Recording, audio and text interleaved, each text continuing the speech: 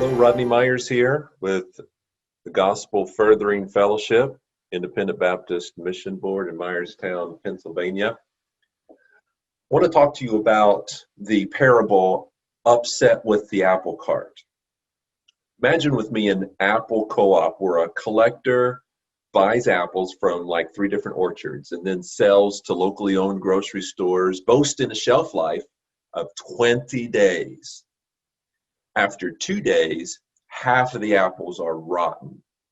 The other half keep their shelf life for the full 20 days, but half of those do so because they were genetically engineered to both look great and to taste great. However, in the process of engineering, they lost 99% of all vitamins and nutrients, leaving them filling but useless unbeknownst to the customer. The customer doesn't know. Now, the less attractive, smaller quarter of the amount of apples that were left usually are overlooked in preference to the modified version, as you can understand, but finally they're picked after all. So in this short parable, we find what?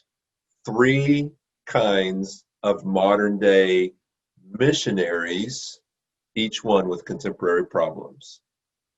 The first ones, the short life apples. Now the evidence is anecdotal, I admit, everyone admits, but the missionary force itself is shrinking, where easily 1/2 of those who start out never make it to the field, and another 1/2 who make it to the field only stay 2 to 4 years, and then they leave, never to return, even though their goal and plan, and they would say their calling, was to be there long term, 15, 20, 30, 40 years. Now, it's for a variety of reasons, many of which could have been identified beforehand if, while they were happening, if both the missionary training and the support ministries were in place. Now, not knowing how to deal with discouragement caused by isolation, culture shock, which causes disorientation and mistrust, and also a high number of cases of PTSD, post-traumatic stress disorder, affecting any one or all members of the family, are major causes of, quote, short shelf life missionaries or ministries.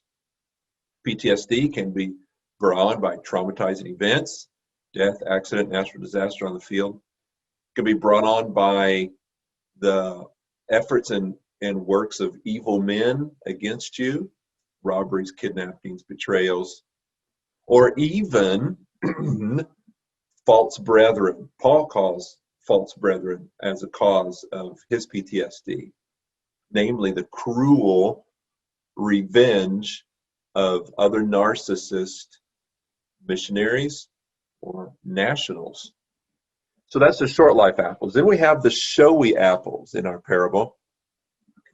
Nothing undermines the investment of missions more than ministry done with a form of godliness but denying the power thereof. Ministry is not denied. The power of God is denied. Now, the Lord's work built and maintained on pragmatic philosophies, especially when implemented by a narcissist missionary or others, they seem praiseworthy and Pentecostal-like. However, since this ministry is established primarily on carnal efforts, they're destined to burn, not brighten, on that final day of judgment, despite the accolades of peers in this present life. 1 Corinthians 3:11 through 15 talks specifically about this. So though pastors, board members, and sending churches cannot know the heart of man like God can know the heart of man, Jeremiah 17:9 and 10 makes that clear. We can, however, be, quote, made wise instead of, quote, believing every word. In prudence, we can and should looketh well into these matters. I invite you to read Psalm 19:7 and Proverbs 14, verse 15.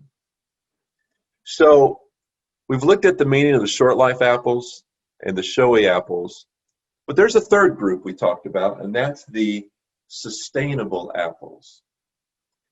It cannot be said that if 3/4 of the apples in our parable are of little to no value after a short time, that the answer to the problem, to the conundrum, is this: well, we simply need more apples to replace them.